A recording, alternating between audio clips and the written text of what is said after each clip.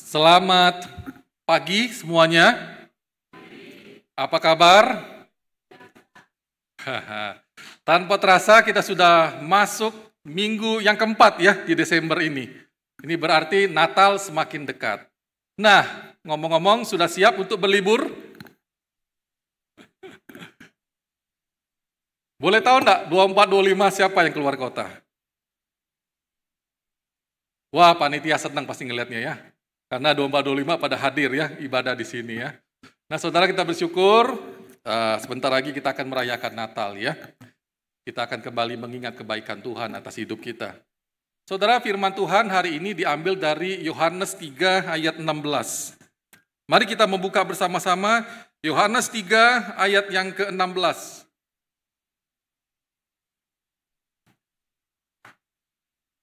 Kita membaca bersama-sama secara serentak, 1, 2, 3. Karena begitu besar kasih Allah akan dunia ini, sehingga ia telah mengaruniakan anaknya yang tunggal, supaya setiap orang yang percaya kepadanya tidak binasa, melainkan beroleh hidup yang kekal. Sekali lagi saya akan bacakan untuk kita semua. Karena begitu besar kasih Allah akan dunia ini, sehingga ia telah mengaruniakan anaknya yang tunggal, supaya setiap orang yang percayanya kepadanya tidak binasa, melainkan beroleh hidup yang kekal. Demikian firman Tuhan. Saudara, ada seorang penyanyi, dia kelasnya internasional, kelas dunia lah. Penyanyi ini pria, dan sering pakai kacamata, dan kalau nyanyi juga sering sambil main piano.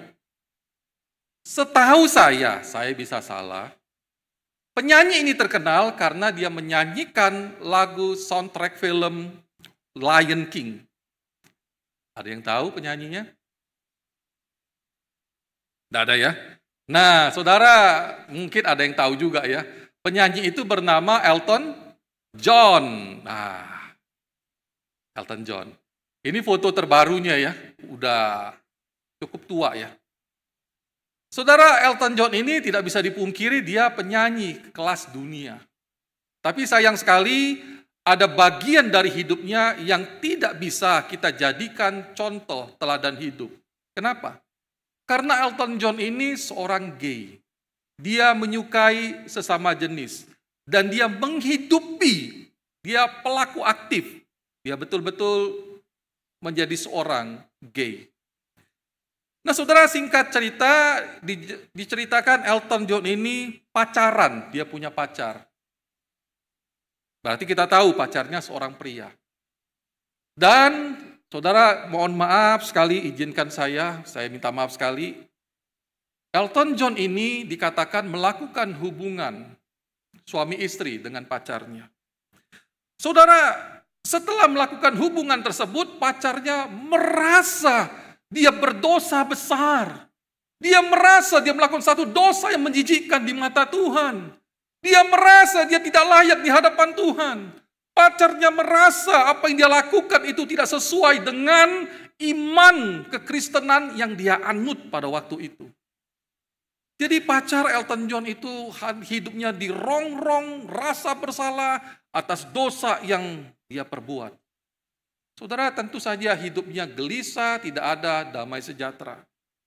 Lalu dikatakan pacar Elton John itu memutuskan dia mengendarai sebuah mobil dengan kecepatan yang sangat tinggi, dia tabrakkan mobilnya sendiri ke sebuah truk. Pacar Elton John mati dengan tragis.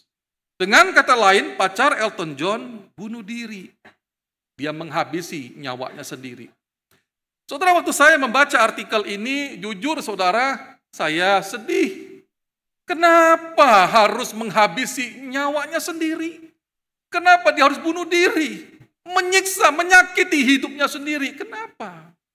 Di satu sisi dia sadar dia melakukan dosa, itu bagus saudara. Kenapa? Karena zaman sekarang banyak orang berbuat dosa, tidak ada nyesel-nyeselnya. Banyak orang berbuat dosa, anteng-anteng aja, nyantai aja, kayak nggak ada rasa bersalah apapun di hadapan Tuhan. Contoh kalau kita lihat di televisi para koruptor. Ketangkep, dijatuhi bersalah, dia koruptor. Masih bisa cengengesan di TV. Di wawancara masih bisa ketawa-ketawa, nggak ada rasa bersalah. Di foto masih bisa berpose, nggak malu. Jadi saudara, di sisi yang lain, kalau kita berbuat dosa, lalu kita menyesal, kita merasa bersalah, bagus. Menyadarkan bahwa kita orang berdosa, menyadarkan siapakah kita ini di hadapan Tuhan.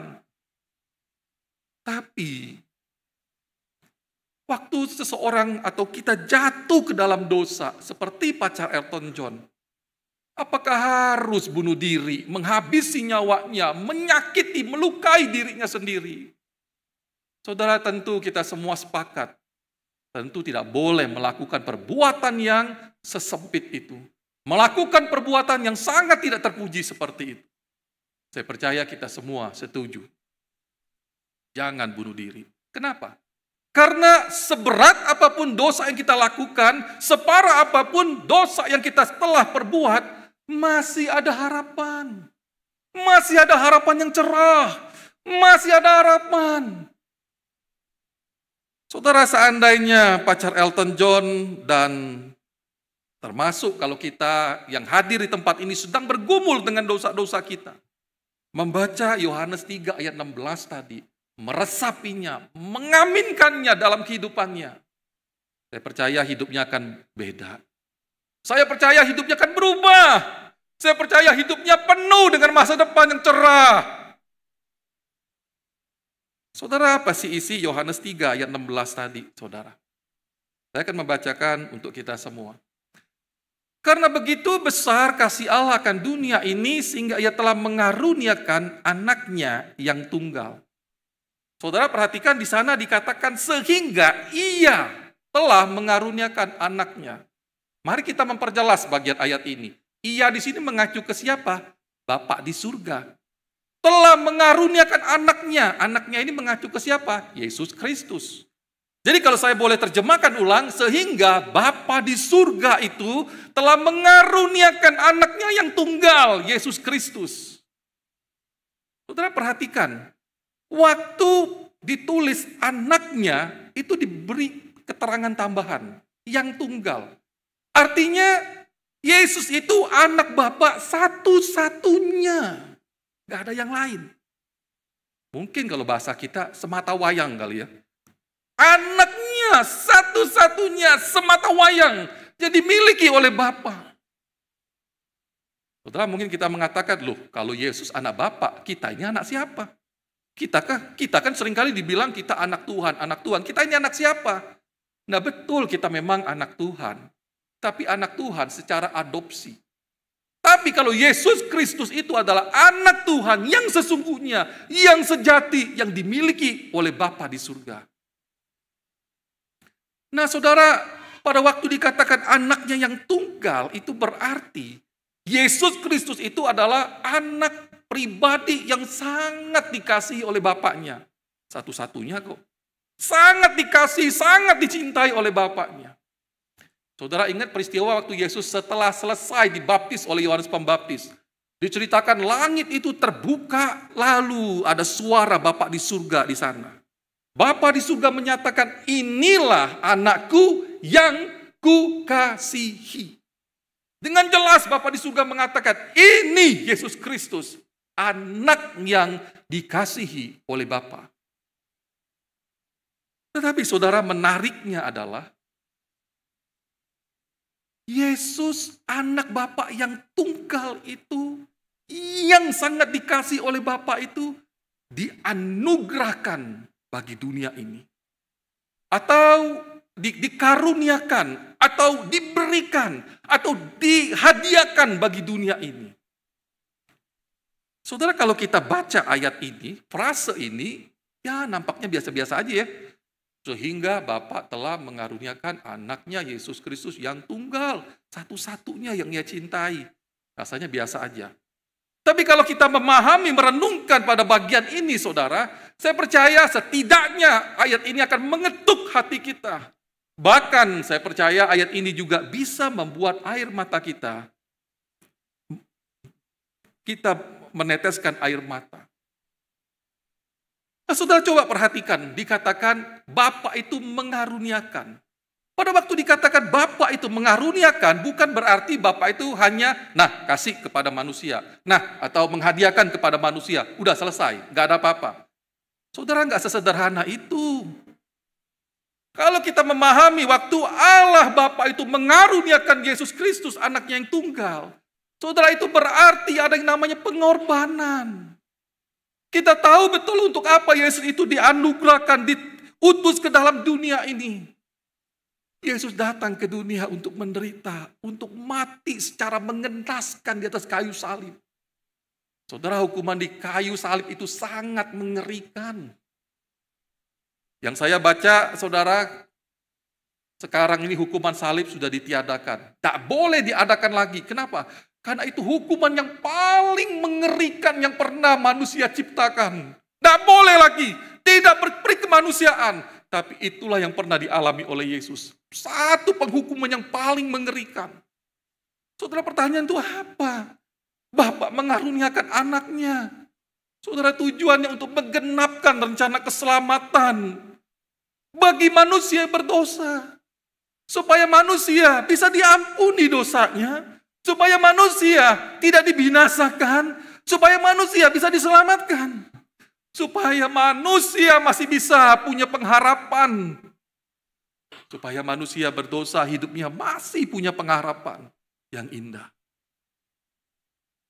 Nah, saudara, sampai di sini bisa kita bayangkan.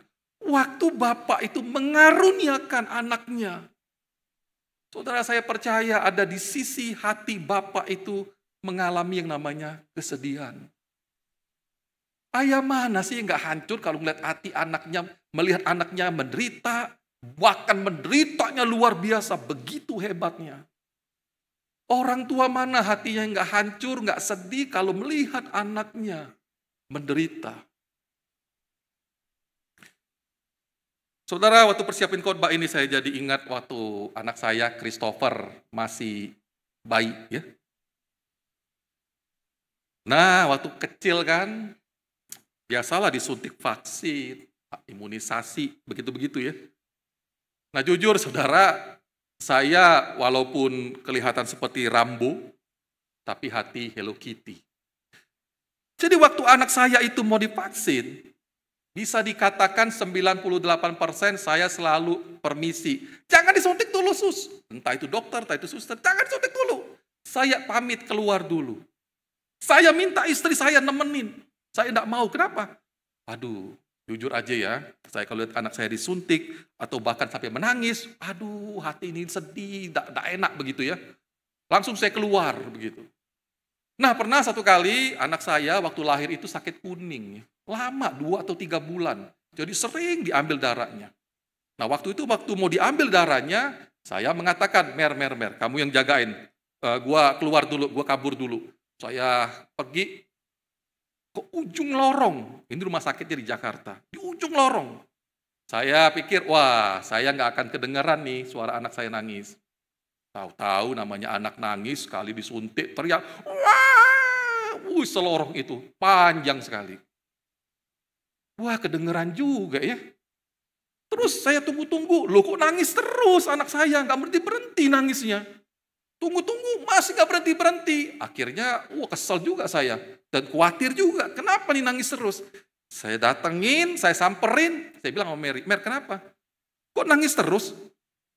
Lalu dijelaskan bahwa suster itu waktu ngambil darahnya itu nggak kena-kena katanya. Jadi dicabut, dicoba lagi. Iya, cabut, coba lagi. Waktu denger itu, wah naik darah saya. Kok bisa nggak dapat? Anak saya kan kesakitan. Terus yang bikin tambah naik darah lagi adalah, ya susternya bilang, Pak, sorry, tadi suster yang ngambil darahnya itu suster baru belajar begitu. Wah, naik darah saya tambah.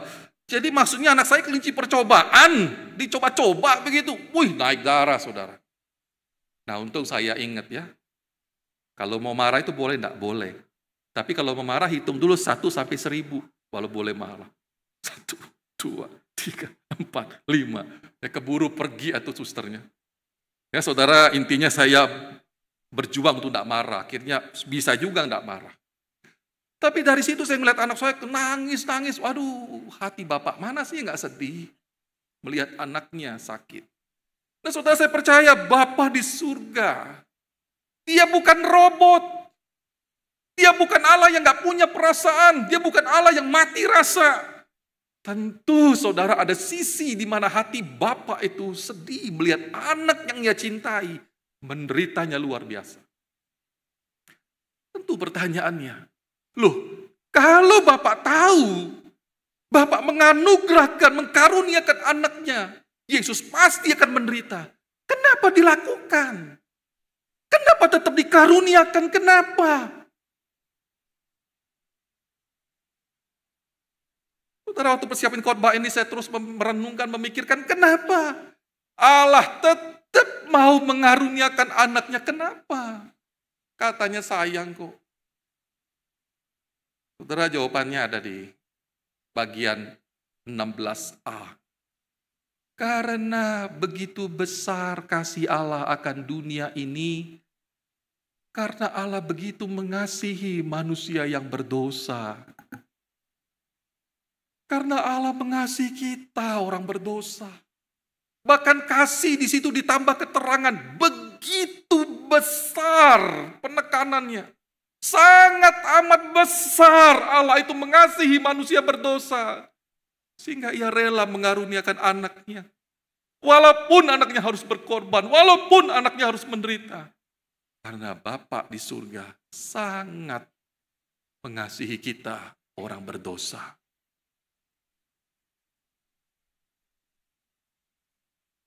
Jadi saudara, sampai di sini kita melihat satu kebenaran bahwa Allah begitu mengasihi kita, manusia berdosa. Sebesar apapun, seberat apapun dosa yang kita lakukan, tetap ingat satu kebenaran. Jangan lari dari Tuhan. Teruslah datang kepada Tuhan. Karena Allah begitu mengasihi kita, manusia yang berdosa. Saudara, ada seorang penulis buku, Max Lucado. Mungkin ada di antara saudara suka baca bukunya ya. Saudara, saya coba terjemahkan secara bebas dan saya tambah-tambahin ya. Jadi saya terjemahkan suka-suka saya lah ya. Nah saudara, kira-kira begini. Dikatakan kalau Tuhan itu punya kulkas. Gambar atau foto siapa yang ditempel di sana? Saudara, waktu saya baca kalimat Max Lucado ini saya lihat kulkas saya. Ya, ada gambar-gambar pemandangan. Saudara, biasanya yang saudara tempel di kulkas saudara apa sih? Di kulkas. Daftar menu makanan. Atau jadwal kegiatan hari ini gitu. Nah saudara, bisa jadi kan ya, yang kita tempel di kulkas itu pakai besi berani apa? Foto keluarga. Kita tempelin lah begitu ya. Nah saudara, kenapa ditempel foto kita? Karena Tuhan mengasihi kita. Lalu dikatakan seandainya kalau Tuhan itu punya dompet ya, dompet. Siapa yang ada di foto? Foto siapa yang ada di dompet itu? Saya langsung buka dompet saya. Foto istri saya. Kenapa? Orang yang saya cintai dong. Coba saudara buka dompet, saudara lihat foto siapa di sana. Saudara pasti orang yang kita cintai kan ya. Entah pasangan kita, entah anak kita. Ya. Nah kalau Tuhan ya, Dia punya dompet, Dia akan apa? Dia kasih foto kita di sana.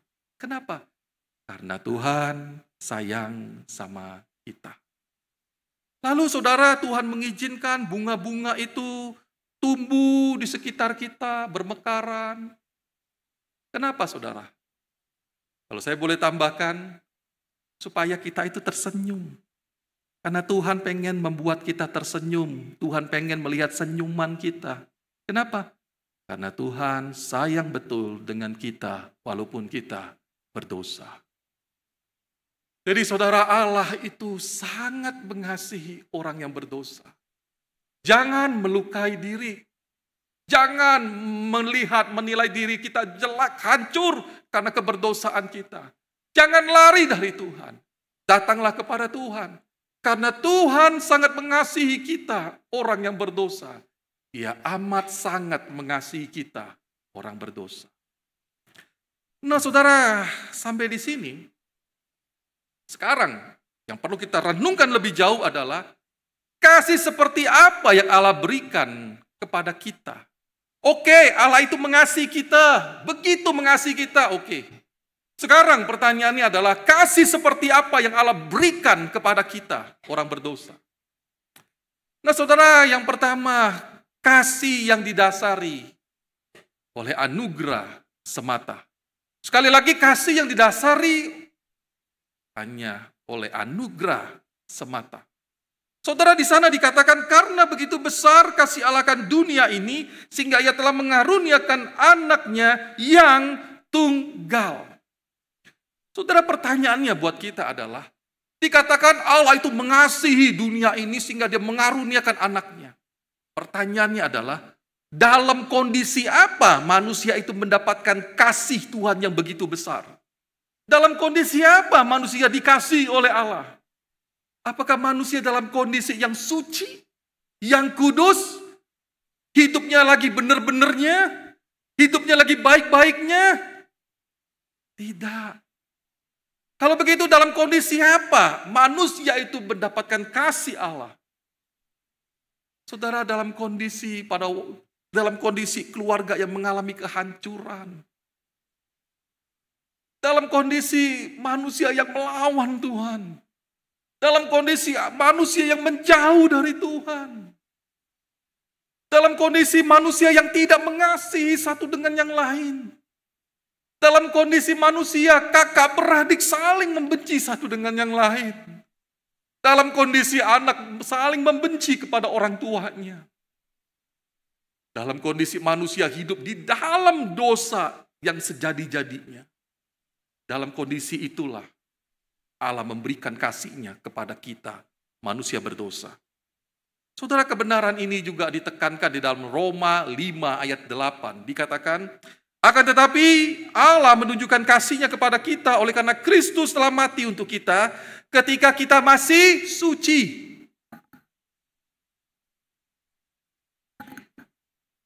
Betul enggak, saudara? Ketika kita masih benar. Betul enggak, saudara? Ketika kita masih hidup kita lagi benar-benarnya. Betul enggak, saudara? Tidak, kan? Ayat itu mengatakan ketika kita justru masih berdosa. Waktu kita masih hidup melawan Allah, sejadi-jadinya kita melawan Allah. Tapi justru dalam kondisi kita berdosa seperti itulah Allah memberikan kasih-Nya.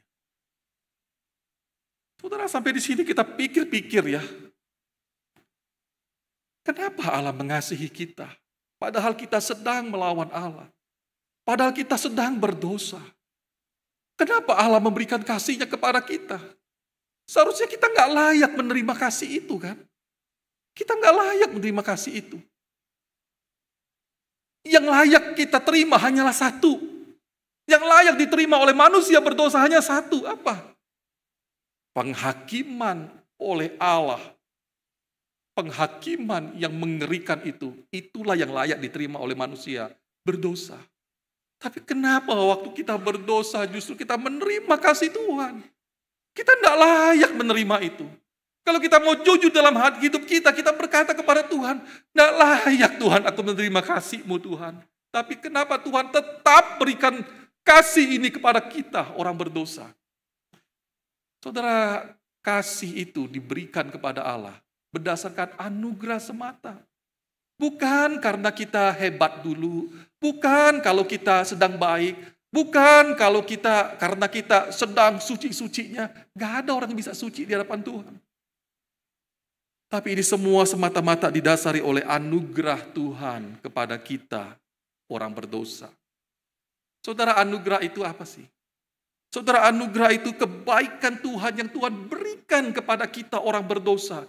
Kita tidak layak menerima anugerah itu. Tapi Tuhan kasih, tetap Tuhan kasih buat kita. Itulah anugerah. Saudara, seorang teolog besar bernama John Frame, seorang profesor di Reformed Theological Seminary, dia mengatakan anugerah itu karunia Allah yang berdaulat, tidak layak diperoleh oleh manusia berdosa. Tidak layak. Manusia itu berdosa kok, melawan Allah kok, tidak layak. Tapi kenapa tetap diberikan kepada mereka yang sebenarnya pantas menerima murkanya. Yaitulah anugerah. Jadi tidak layak. Yang pantas itu manusia dibinasakan, tapi tetap dikasih Allah. Itu menunjukkan bahwa kasih itu didasarkan anugerah semata. Bukan tunggu kita baik dulu. Bukan karena usaha jasa kita. Karena anugerah semata. Saudara, ini yang pertama dan yang terakhir. Kasih yang seperti apa lagi yang diberikan oleh Allah kepada kita manusia berdosa. Saudara, yang terakhir adalah kasih yang mengubahkan. Saudara, ada seorang bapak, akhirnya dia menemukan anaknya yang minggat dari rumah. Kenapa anaknya minggat? Bapaknya ini bertengkar dengan anak laki-lakinya.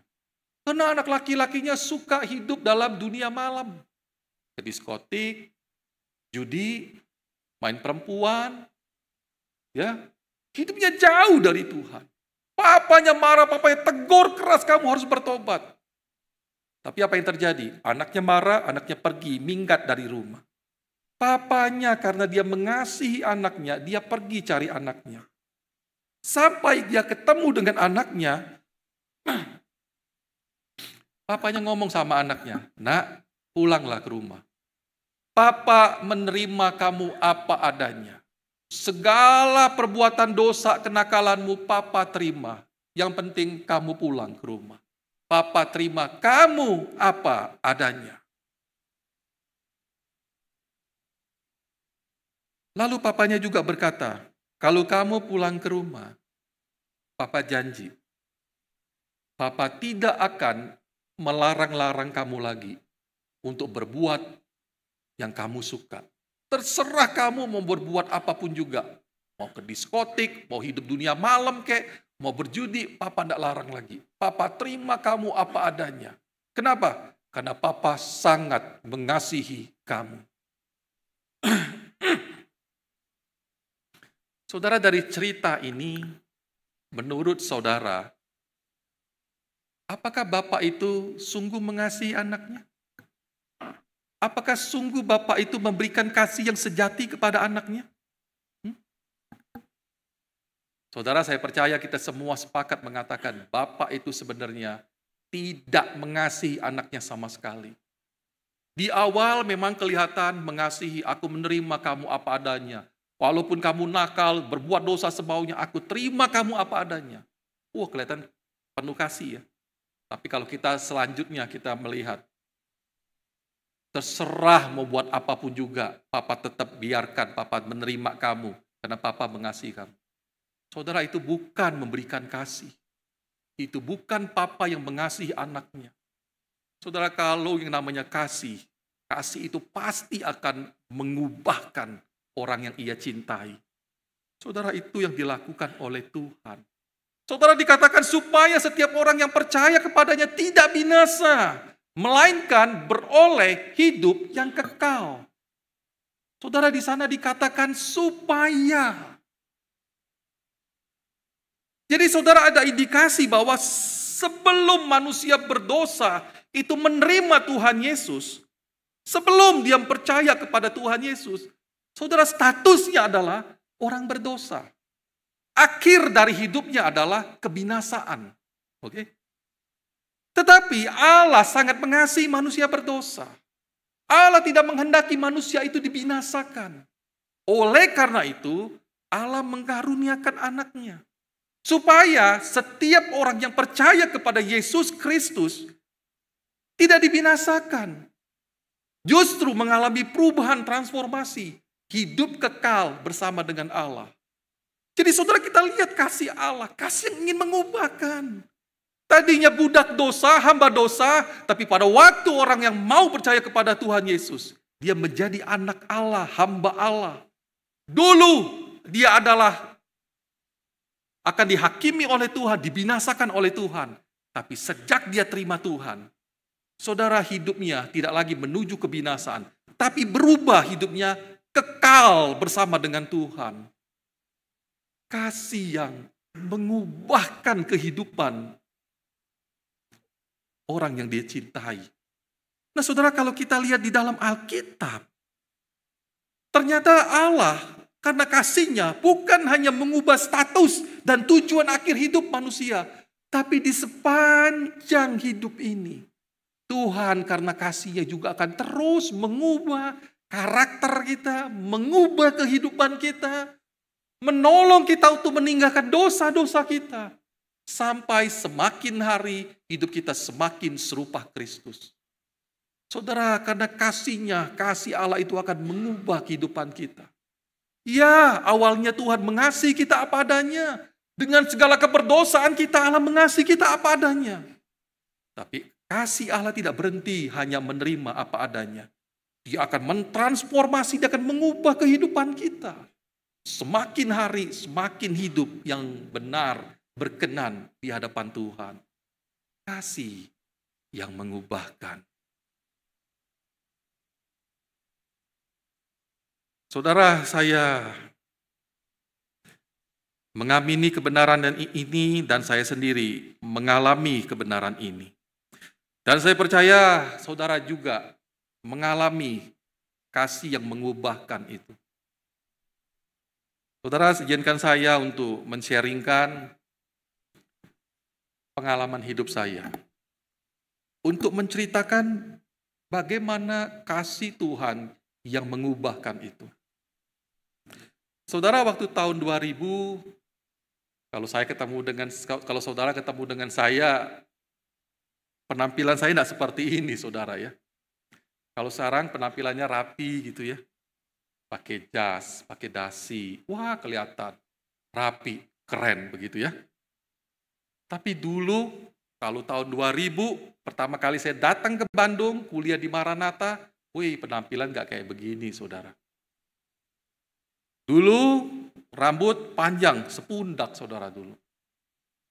Terus, rambut kadang saya cat warna kuning emas. Kalau bosan, saya cat warna ungu. Ya suka-suka saya lah, saya cat warna apapun juga ya. Terus pasang antingan besar di kuping. Saya pernah bilang sama papa saya, Pak, saya mau pasang tato. Boleh, tapi di wajah. Siapa yang mau pasang tato di wajah? Nggak ada yang mau kawin sama saya nanti. Ya, jadi saya nggak mau. Lalu saudara, dulu masih merokok, minimal 1,5 bungkus, kadang sehari 3 bungkus. Udah kayak kereta api tuh mulut. Dulu saya suka rokok Long Beach ya. Dulu ada iklannya di TV, ada lagunya di pinggir pantai. La la la la la la la la la la la la la. Sekarang rokok itu udah nggak ada. Bangkrut karena Ardi berhenti ngerokok. Nggak ada yang beli lagi ya. Dulu penampilan kalau ke kampus Maranatha itu pakai kaos, pakai celana jeans, dengkulnya sobek-sobek, karena digigit tikus ya, sobek-sobek, lalu pakai sendal swallow. Kadang teman kuliah itu ngomong sama saya cewek, "Di, tau nggak? Gak lucu, tau nggak? Gak lucu kamu itu gak lucu." Lah, siapa yang mau ngelucu? Memang saya begini kok ngelucu, suka-suka saya. Nah saudara, lalu bagaimana relasi saya dengan papa saya? Saudara, relasi saya dengan papa saya juga gak baik waktu itu. Mama saya bilang, kamu dengan papamu seperti anjing dan kucing, gak cocok. Berantem terus. Saudara, saya waktu SMA suka pulang malam, entah jam 11, jam 12. Pulang dari mana, entah itu ke diskotik, entah kemana. Pulang ke rumah sampai di ruang tamu, saya dak-dikduk. Saya melihat papa saya duduk di ruang tamu, di sofa. Wajahnya marah sekali menunggu saya pulang. Waktu saya datang di ruang tamu, papa saya langsung bilang begini, "Dari mana kamu?" Wah, judi lagi, apa lagi? Waduh, langsung saya dicecer. Kadang remote TV itu retak ya, sudah sampai diikat karet lah, diapain lah. Meja itu juga retak, dipukul lah. Papa saya bilang, "Sekali lagi, besok pulang malam lagi, awas." Besoknya, dan seterusnya, dan berbulan-bulan berikutnya, masih pulang malam. Nggak peduli. Jadi relasi nggak baik. Papa saya nangis, sedih lihat saya. Papa saya merindukan anaknya hidup di dalam Tuhan. Papa saya merindukan anaknya hidup benar, jadi orang benar. kuliah yang baik, sekolah yang baik, jadi orang yang benar. Saudara, bagaimana dengan kuliah? Wih, berantakan. Saya ingat ya waktu saya kuliah di Maranatha itu, pelajaran agama Kristen ngulang, saudara. Tapi ngulang bukan karena bodoh, tapi karena jatah absennya kelewatan. Kan ada 3 kali tuh. Lewat 3 kali nggak boleh ikut ujian, gagal, ngulang semester depan. Wah, absennya kadang udah 6-7 kali, nggak masuk-masuk sekolah, nggak masuk-masuk kuliah. Nah, saudara, intinya saya jauh dari Tuhan. Hidup jauh dari Tuhan. Satu kali ada seorang mahasiswa yang suka penginjilan dari kos ke kos. Wah, saya angkat topi dah untuk orang seperti itu. Lalu singkat cerita dia bertemu dengan saya, lalu dia mengatakan, Ardi, dia tahu saya tahu dia. Kamu sudah terima Tuhan Yesus? Oh, sudah dong. Dari kecil saya udah Kristen. Papa mama saya ke gereja. Hah? Oh, saya suka nyanyi lagu rohani, saya suka. Saya sudah. Tapi saudara, satu kalimat yang menggemparkan dan menggetarkan hati saya waktu itu. Pertanyaan ini simpel kok. Tapi nggak tahu kenapa waktu itu mendengar pertanyaan ini, hati saya bergetar sekali, saudara. Langsung panas dingin, keringat dingin. Dia mengatakan begini, kalau kamu sudah terima Tuhan Yesus, kenapa hidupmu begini? Ke gereja enggak, baca Alkitab tidak, terus kamu melakukan ini dan itu dan itu dan itu. Dia paparin semua perbuatan dosa yang saya lakukan. Saya kaget, saudara. Saya sadar. Waktu itu saya percaya Roh Kudus bekerja, menyadarkan saya bahwa selama ini saya mengaku saya Kristen, sudah terima Tuhan Yesus. Ternyata belum. Wah, saya merasa keringat dingin. Saya sadar saya belum terima Tuhan. Lalu saya ditantang, maukah kamu terima Tuhan Yesus? Saat itu saya terima Tuhan Yesus. Saya didoakan dan saya nangis. Saya masuk ke kamar kos saya berlutut, saya nangis. Tuhan, aku bersyukur sekali Tuhan, selama ini aku tidak sadar, aku belum diselamatkan. Aku selama ini geeran, merasa aku sudah diselamatkan, padahal belum. Tapi anugerah Tuhan itu tiba atas hidup saya bersyukur. Lalu saya ambil komitmen, Tuhan, saya mau ikut Tuhan, nggak mau setengah-setengah, serius. Nah, akhirnya saya memutuskan hidup berubah. Saudara, saya bersyukur sekali ada transformasi. Status saya dulu hamba dosa menjadi anak Tuhan. Dulu tujuan akhir hidup saya kebinasaan, tapi hidup kekal bersama Tuhan. Saudara, saya senang sekali. Wah, menjalani hidup ini, saya mau ke gereja. Gereja mana ya? Kan nggak ke gereja waktu itu. Hosana, karena deket sama kampus dengan tempat kos. Hosana. Sampai di Hosana, saya punya beban. Pengen melayani Tuhan. Melayani apa ya? Nyanyi, fales. Main musik, taunya kunci C doang. Kunci G nggak bisa. Hanya bisa kunci C. Untuk nyanyi bareng Mary doang cukup. Nah, saudara, saya nggak tahu melayani apa ya. Jadi guru sekolah minggu. Ada beban jadi guru sekolah minggu. Akhirnya saya datang turun ke bawah. Waktu itu pendetanya masih pendeta Elisa Istianto. Saya nyamperin Pak Elisa. Pak, saya mau jadi guru sekolah minggu dong. Pak pendeta Elisa waktu itu kaget. Hah? Dia lihat dari atas ke bawah. Dia lihat penampilan saya seperti Ali Topan anak jalanan. Ya. Dia kaget. Yang benar mau jadi guru sekolah minggu, pikir dulu mau jadi guru sekolah minggu. Saudara, saya tidak menyalahkan Pak Elisa waktu itu. Kalau saya jadi dia pun, saya juga akan kaget. Apa benar Ali Topan anak jalanan mau jadi guru sekolah minggu? Nah, saudara, akhirnya singkat cerita, setelah pertobatan, akhirnya saya diterima jadi guru sekolah minggu. Saya ingat waktu saya jadi guru sekolah minggu itu, Pak Herlan ada rangkul saya. Pak Herlan ya.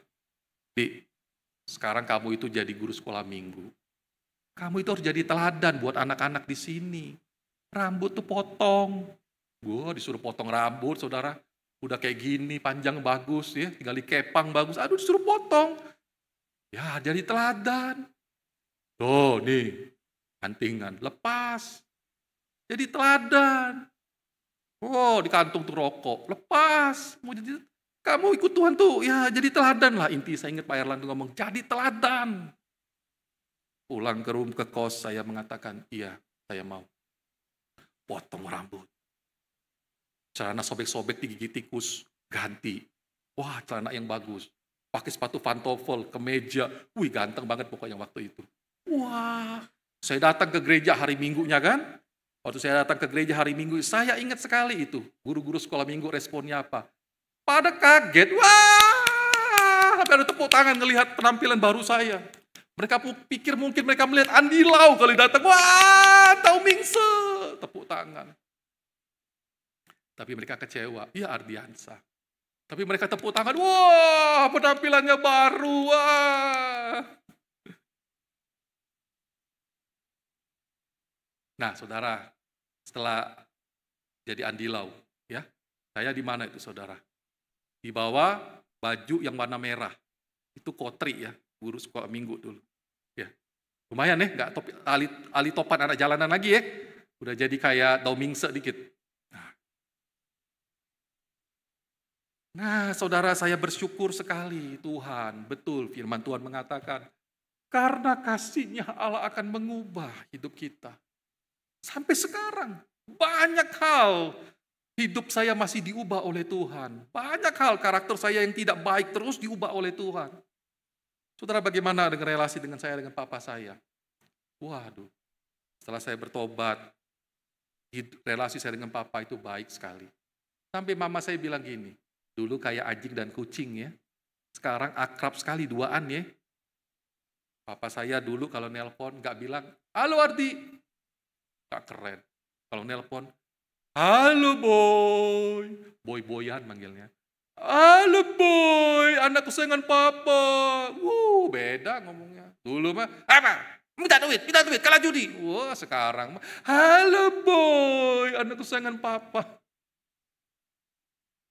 Saudara, kalau saya libur, saya pulang ke rumah. Saya jarang sekali, saudara. Bukan tidak pernah. Iya, beberapa kali kalau liburan saya entah ke Bali, entah kemana. Tapi saya selalu berkomitmen setiap pulang saya harus pulang kampung untuk ketemu papa dan mama saya. Kenapa? Karena saya sadar mereka sudah tua. Selagi masih punya kesempatan, saya pengen pulang ketemu dengan mereka. Karena saya juga menikmati relasi yang indah dengan papa dan mama.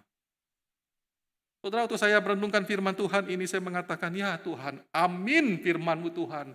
Karena kasih-Mu Engkau akan mengubah hidup kami Tuhan. Karena Engkau mengasihi kami, Engkau akan mentransformasi hidup kami Tuhan. Saudara, hari ini kalau saudara belum terima Tuhan Yesus sebagai Tuhan dan Juru Selamat hidup, terimalah Yesus. Terimalah Yesus itu. Terimalah karunia yang diberikan oleh Bapa itu, terimalah Yesus. Dia akan mengubah hidupmu. Karena dia sangat mengasihimu. Dia sangat mencintai kita orang berdosa. Seberat apapun dosa yang kita lakukan, jangan lari dari Tuhan, jangan tidak lagi ke gereja, datang kepada Tuhan. Terimalah, sambutlah anugerah dari Tuhan itu. Dia akan mengubah hidup kita. Dari budak dosa menjadi anak Tuhan. Dari menuju kebinasaan hidup kekal bersama Tuhan. Bahkan dia juga mengubah kehidupan kita. Saudara, bagi kita yang sudah terima Tuhan Yesus, saudara, izinkanlah Tuhan itu bekerja dalam hidup kita. Membuang dosa-dosa yang kita lakukan. Izinkan dia bekerja. Saudara, mungkin ada dosa-dosa yang masih kita simpan dalam kehidupan kita. Mungkin itu dosa kebencian. Dan yang ironis adalah kebencian kepada orang tua kita sendiri. Mungkin kita benci terhadap siapa? Orang tua kita sendiri. Kita benci karena kita melihat orang tua kita gagal menjadi contoh teladan hidup yang baik. Kita benci, kita kecewa. Kita bawa kebencian itu sampai bertahun-tahun, mungkin sampai puluhan tahun. Kita tidak mau izinkan Tuhan mengubah hidup kita. Mungkin kebencian itu terjadi antara kakak dan adik satu kandung. Tidak lagi tegur sapa sebagai kakak adik, tidak pernah lagi datang berkunjung karena saling membenci satu dengan yang lain. Saudara, kalau Allah mengingatkan kita ada kebencian yang harus kita bereskan, biarkan Tuhan bekerja. Ikuti tuntunan Tuhan. Buang dosa-dosa itu. Kalau ada kebencian, biarlah Tuhan membereskannya. Izinkan Tuhan membereskannya. Mau sampai kapan kita hidup di dalam dosa? Enggak capek, enggak lelahkah hidup dalam kebencian? Alangkah indahnya kalau dosa, kebencian itu kita buang. Hidup kita akan tenang, damai sejahtera, dan kita bisa mengalami sukacita yang dari Tuhan.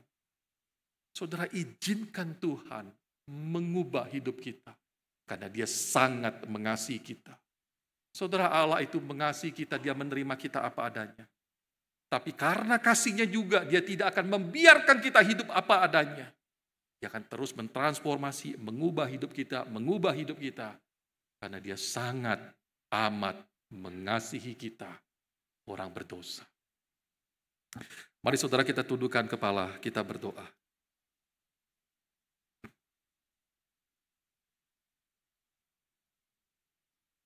Ya Tuhan, Engkau tahu kedalaman hati kami. Engkau tahu ada dosa yang tersimpan, yang mungkin kami bawa bahkan sampai puluhan tahun. Mungkin kekecewaan dengan orang-orang tertentu, kebencian terhadap orang-orang tertentu, atau dosa lainnya yang kami simpan. Sampai kami kehilangan sukacita, damai sejahtera. Ya Tuhan, biarlah kasih-Mu yang mengubah itu bekerja dalam kehidupan kami. Tolong kami ya Tuhan, untuk melembutkan hati kami, untuk mengizinkan Tuhan berkarya dalam kehidupan kami. Ya Tuhan, tolong kami, kasihanilah kami. Terima kasih ya Tuhan untuk firman-Mu hari ini, biarlah sungguh firman-Mu boleh sungguh-sungguh mengubah kehidupan kami. Terima kasih ya Tuhan untuk karunia Tuhan, di mana Yesus Kristus anak-Mu telah datang lahir ke dunia. Dan biarlah Yesus yang lahir ke dunia itu juga lahir dalam setiap kehidupan kami, hati kami masing-masing yang belum terima Yesus sebagai Tuhan dan Juru Selamat hidup kami. Terima kasih Bapa di surga, dalam nama Tuhan Yesus kami berdoa dan kami mengucap syukur. Amin.